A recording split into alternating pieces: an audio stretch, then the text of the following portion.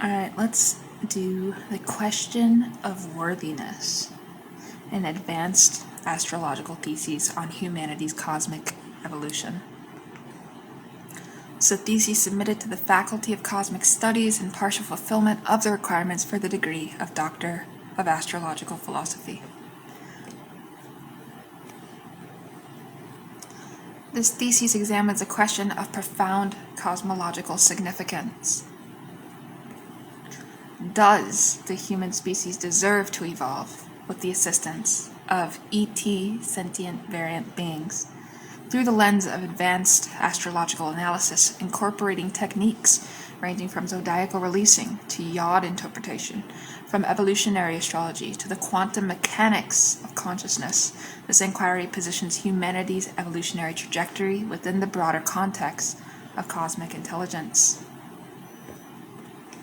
DC argues that worthiness as a concept emerges from a fundamentally anthropocentric framework that may not apply to interspecies cosmic relations. Drawing upon the astrological signatures of humanity's collective chart, the karmic indicators of planetary transits, and the archetypal patterns revealed through outer planetary cycles, this essay proposes that humanity's evolutionary existence is not a matter of desert, but of cosmic necessity, a predetermined phase in the unfoldment of solar system consciousness. The question of worthiness, examined astrologically, reveals itself as a mirror reflecting humanity's own ambivalence about its place in the cosmos, rather than any objective measure of cosmic merit.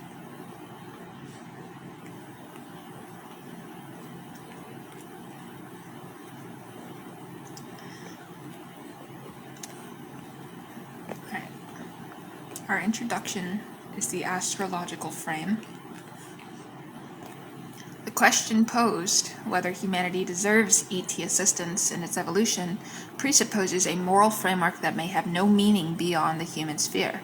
From an advanced astrological perspective, such questions are best approached not through anthropocentric ethics, but through the symbolic language of the heavens themselves.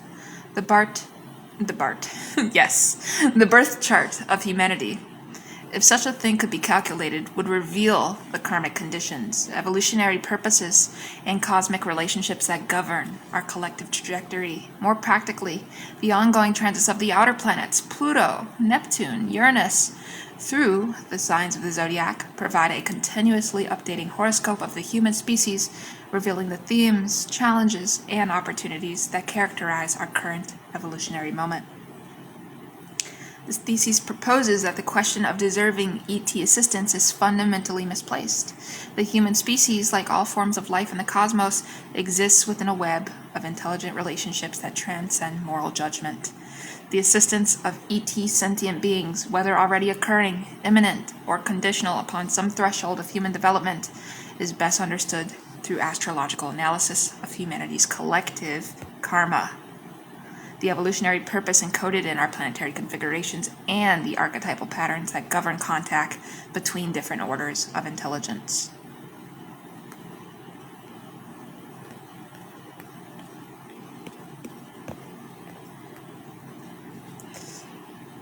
First, let's observe the Saturn-Neptune conjunction of 1989. Okay, what exactly happened? Well, if we seek an astrological signature for humanity's current evolutionary status, we might look to the Saturn-Neptune conjunction of 1989, which occurred at 11 through 13 degrees Capricorn. This conjunction, occurring every 36 years, marks significant turning points in the collective relationship between structure, Saturn, and transcendence, Neptune. In Capricorn, the sign of government, institutions, and earthly authority, this conjunction suggested a species-level reckoning with the limitations of materialist paradigms and the opening of consciousness to realities beyond the physical. The years following this conjunction witnessed an unprecedented acceleration in humanity's awareness of ET possibilities, from the declassification of government UFO documents to the mainstreaming of exoplanet research, from the rise of contactee movements to the scientific search for techno-signatures. The Saturn-Neptune cycle has coincided with humanity's growing recognition that we may not be alone. This conjunction, in astrological terms, represents a species-level initiation, a collective opening to the possibility of contact with NHIs.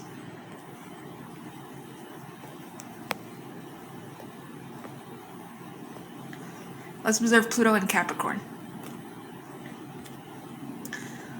This is the collapse of old structures.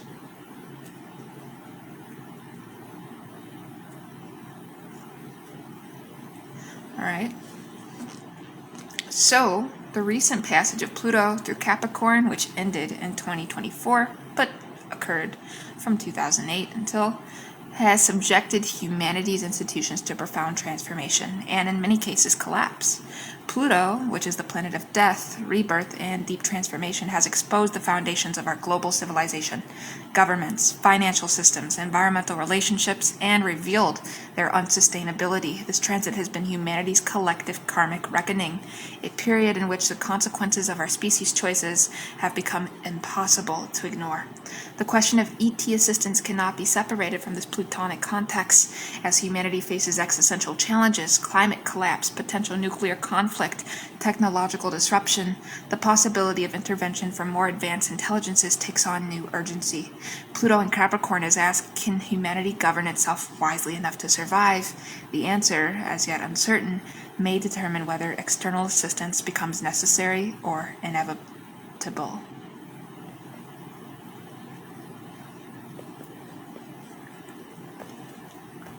Now we observe Pluto in Aquarius.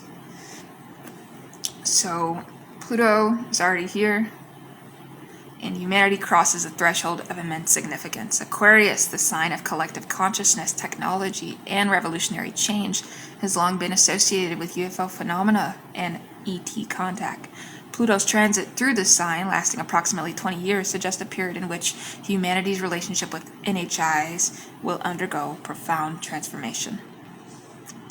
Aquarius rules electricity, aviation, space travel, and the internet, all technologies that have reshaped human consciousness and enabled our species to imagine contact with other worlds. Pluto in Aquarius promises to transform these domains fundamentally, potentially through the revelation of ET presence, the development of breakthrough propulsion technologies, or the integration of non-human knowledge into human civilization.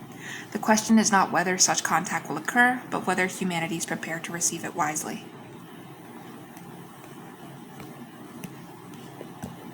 Alright, let's look at the Uranus-Neptune cycle for the astrology of contact. So the cycle of Uranus, awakening, revolution, the unexpected, and Neptune, transcendence, dissolution, the mystical, governs humanity's collective openness to realities beyond the material. Their conjunctions, occurring approximately every 171 years, mark periods of profound spiritual and technological transformation. The last Uranus-Neptune conjunction occurred in 1993 at 19 degrees Capricorn, just 4 years after the Saturn-Neptune conjunction. This clustering of outer planets in Capricorn suggested a concentrated period of structural transformation driven by transcendent and revolutionary impulses.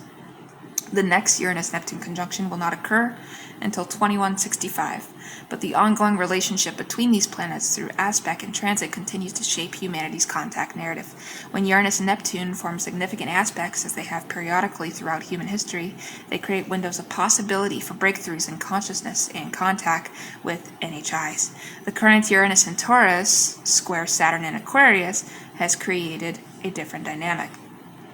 One of tension between revolutionary impulses and structural resistance, precisely the dynamic that characterizes humanity's ambivalent relationship with the ET hypothesis. Now my dates might be wrong on this, most of my docs need editing, but the galactic center, let's talk about the source point. Alright. At approximately 27 degrees Sag, lies the galactic center, the rotational center of the Milky Way around which our entire solar system orbits. In advanced astrological theory, this point represents the source of cosmic intelligence, the heart of our galaxy, the point from which evolutionary impulses flow into our solar system. Planets transiting the galactic center, particularly the outer planets, carry special significance for humanity's relationship with galactic intelligence.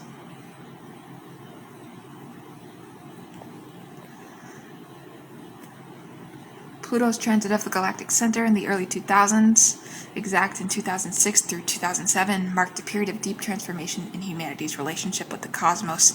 The years following this transit witnessed an explosion of exoplanet discoveries, the acceleration of private space exploration, and unprecedented public interest in UFO phenomena. From an astrological perspective, this transit opened a channel between humanity and the galactic intelligence that may eventually manifest as explicit contact. And our fixed stars. Certain fixed stars have long been associated with ET contact and advanced intelligence. Sirius at 14 degrees Cancer has been revered since ancient times as the home of divine beings. The Dogon people of Mali maintain that their knowledge came from amphibious beings from Sirius. Vega at 15 degrees Capricorn is associated with artistic genius and communication with NHIs. Arcturus at 24 degrees Libra has been channeled by multiple contactees as a source of advanced spiritual teaching.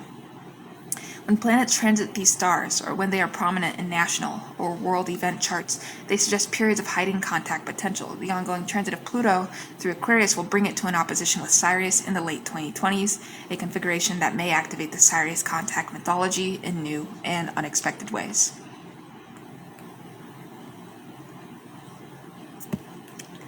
The evolutionary status of humanity, yes, the nodes of the moon, karmic direction, the lunar nodes, the points where the moon's orbit intersects the ecliptic, represent the collective karmic path of humanity. Rahu indicates the direction of evolutionary growth. Ketu indicates the karmic patterns to be released. The nodes move through the zodiac in an 18.6-year cycle, each sign transit marking a new chapter in humanity's collective development. Currently, Rahu is moving through Aries as of 2024, and will enter Pisces. This is wrong.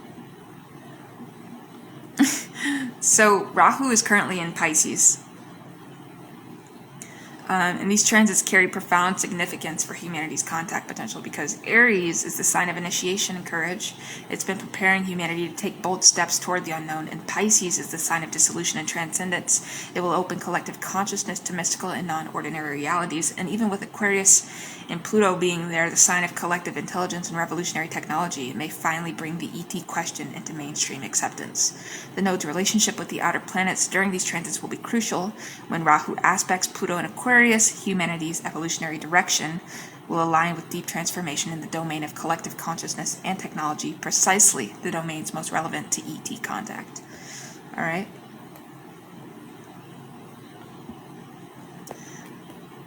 The Yod configuration in humanity's chart. So if we calculate a chart for humanity as a whole, taking the moment of some collective milestone, such as the 1969 moon landing or the 1989 Saturn-Neptune conjunction, we might find a Yod configuration pointing toward humanity's evolutionary purpose. The Yod, as explored in a previous video, represents fated purpose, a pointing of cosmic intelligence toward a specific area of development. A hypothetical humanity chart cast for the moment of first contact, whenever that may occur, would undoubtedly feature prominent Yod configurations involving the outer planets. More immediately, the ongoing Yod formations in the sky, when two planets in sextile, both quincunx a third, create windows of fated potential for humanity. There were Yods in 2023 through 2025 involving Pluto, Neptune, and the lunar nodes, suggesting that humanity is currently in a period of karmic reckoning that may determine our readiness for contact. Still,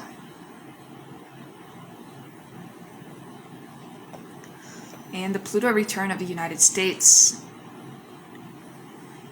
So the Pluto return, the first since the nation's founding in 1776, has coincided with profound crises of American identity and global leadership. As the dominant military and technological power on Earth, America's trajectory significantly shapes humanity's collective future, including our relationship with ET intelligence.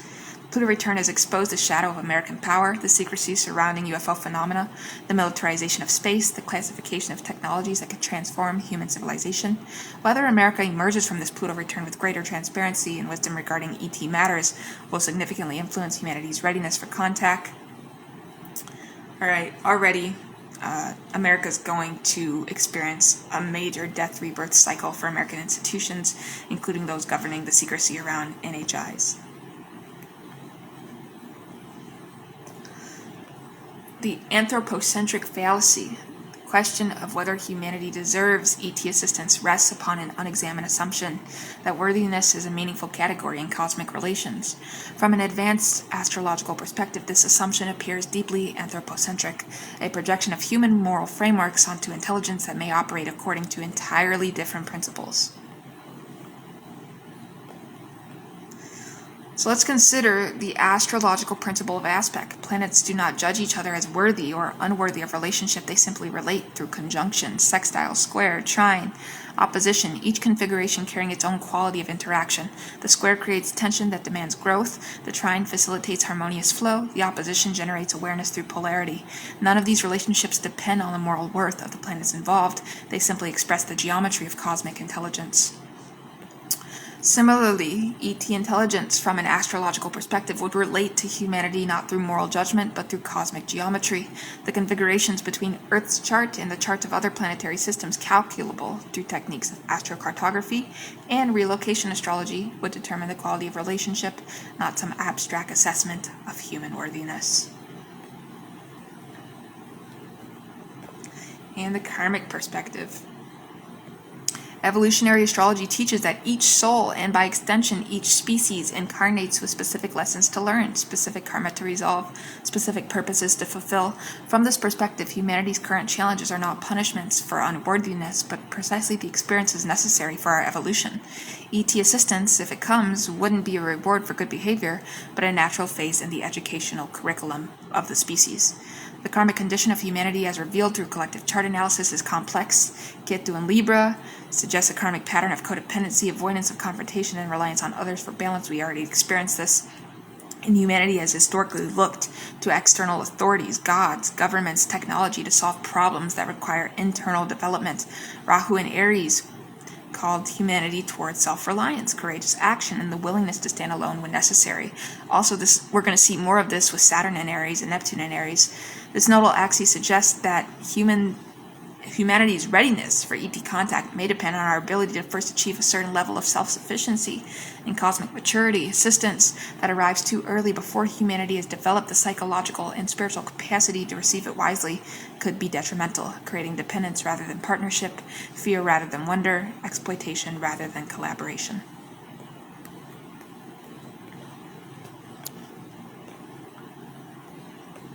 Alright, the evolutionary imperative.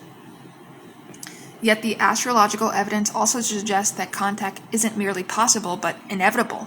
The outer planet transits of the coming decades, of course, we already have Pluto in Aquarius, Neptune in Aries, Uranus in Gemini. These all point toward fundamental transformation in humanity's relationship with information, technology, and NHIs. These transits are not conditional upon human worthiness. They are cosmic facts, as inexorable as the Earth's orbit around the Sun.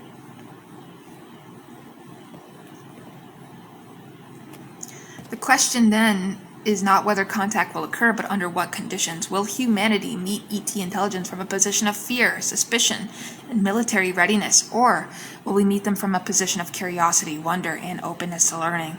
The astrology suggests that the outcome depends not on some cosmic judgment of human worthiness, but on the choices humanity makes in the coming years, choices that are themselves astrologically conditioned, but not astrologically determined.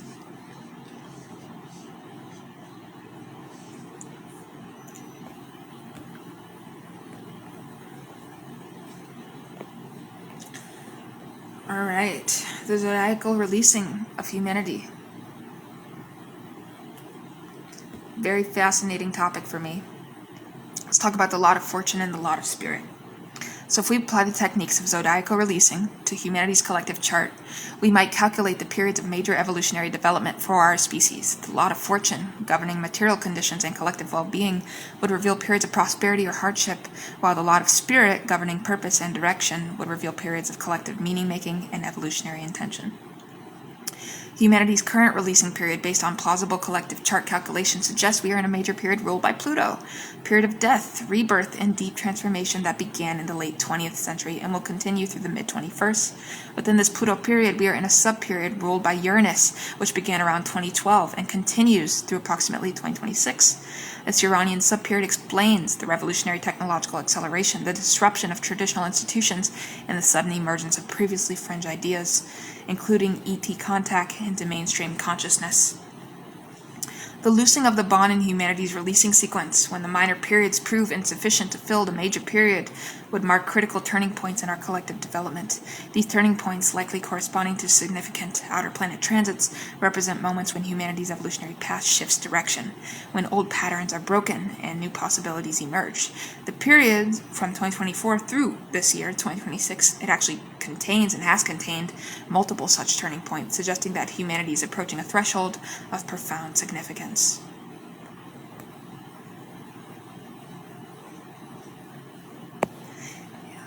The activation of eminence factors.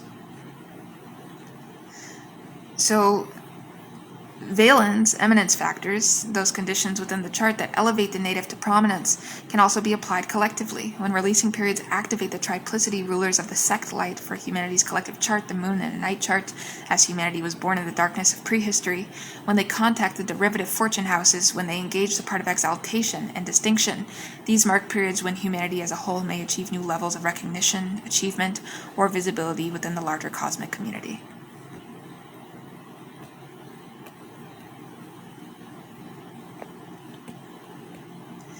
Now, the coming decades contain multiple activations of these eminent factors, suggesting that humanity may be approaching a period of graduation, a recognition by larger cosmic intelligence that we have reached a certain level of development worthy of inclusion in broader galactic conversation. This isn't worthiness in the moral sense, but readiness in the developmental sense, the difference between a child being ready for school and a child being good enough for school. All right, let's look at the ethics of interspecies cosmic relations. The prime directive fallacy. Science fiction has popularized the concept of a prime directive, a non-interference principle that prevents advanced civilizations from interfering in the development of less advanced ones. While ethically attractive, this concept may have no basis in actual cosmic relations. From an astrological perspective, all beings in the cosmos are constantly influencing each other through the web of synchronicity and resonance that connects all levels of existence.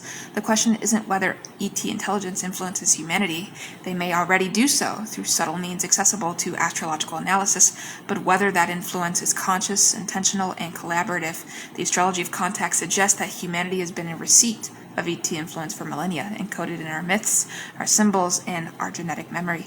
The current moment represents not the beginning of contact, but its maturation, the transition from unconscious influence to conscious collaboration.